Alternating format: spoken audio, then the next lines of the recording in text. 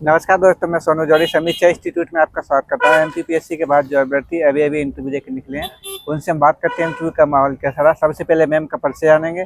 Ma'am, आपका शुभ नाम? Sir, मेरा नाम डॉक्टर रोशनी है। मैं छिंदवाड़ा डिस्ट्रिक्ट से हूँ। कैसा रहा मैम आपका इंटरव्यू?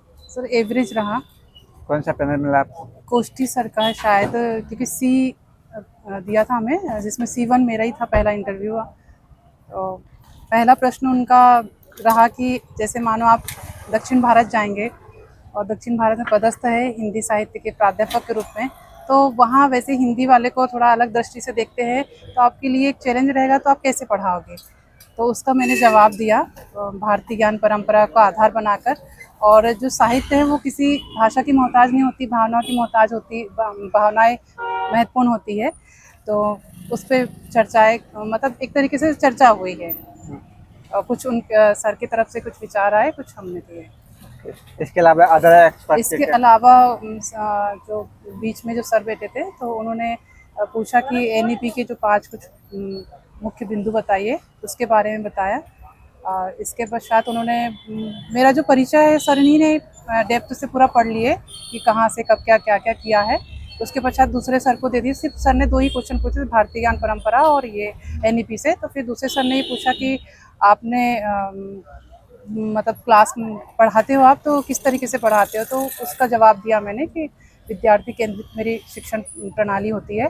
एक ही क्वेश्चन। और उन्होंने शोध पत्रों का प्रकाशन है मेरा, तो शोध पत्र कितने प्रकाशित हुए, इस पे प्रश्न पूछा। और एक यूनिट होती है हाइपोथेसिस, उससे भी प्रश्न पूछा मुझसे।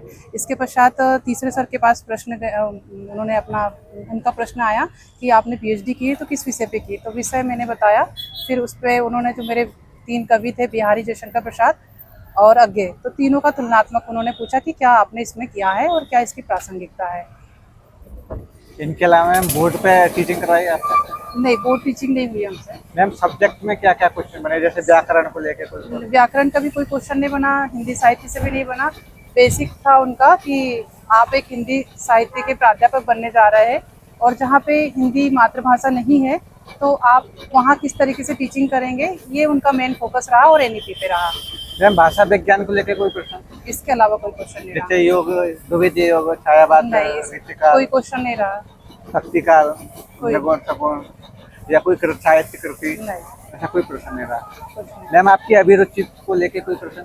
अभिरुचि सर ने ही पढ़े थे, जो बीच में सर बैठे थे, कि आपकी अभिरुचि, मैंने जो लिखा था 3 पॉइंट में लिखा था, उसको पढ़ा। और फिर उसके साथ फिर मेरे जो पाठ्येतर गतिविधियाँ, उसमें मन संचालन था, तो मन संचालन से उन्होंने प्रश्न पूछा कि कैसे किया, कहाँ कहाँ किया है, ये पूछा। मैम, करंट अफेयर से संबंधित कोई नहीं, प्रश्न रह गया? करंट से कोई प्रश्न नहीं था। एनईपी के अलावा कोई और पॉलिसी या योजना है? नहीं। ऐसा कोई प्रश्न नहीं रहा। इसके अलावा और कोई क्वेश्चन जहाँ आपने सॉरी बोला हो? सॉरी के लिए एक क्वेश्चन था। उन्होंने ये कहा कि अभी वर्तमान में कौन कवि लेखन कार्य कर रहा है। तो मैंने यहाँ बोला कि सर क्षमा चाहूँगी, कवि नहीं, मैं लेखक बोल सकती हूँ। तो लेखक में मैंने नाम बताया उनको, कुछ मध्य प्रदेश से, कुछ मध्य प्रदेश से बाहर थे। मैम, जो अभ्यर्थी असिस्टेंट प्रोफेसर के सपने देख रहे हैं या फ्यूचर में तैयारी करने की सोच रहे हैं, उनके लिए आप अपनी तरफ से क्या क्या सुझाव देंगे? सर, मेरा सुझाव तो यही है कि आत्मविश्वास बनाए रखें, और बेसिक से लेकर डेप्थ तक की सारी जानकारी होना चाहिए। जिस पद के लिए हम जा रहे हैं, उस पद के अनुसार आपकी तैयारी होना चाहिए। बहुत अच्छा लगा मैम आपसे बात करके। आपको बहुत बहुत शुभकामनाएं। Thank you so much ma'am. धन्यवाद। Thank you.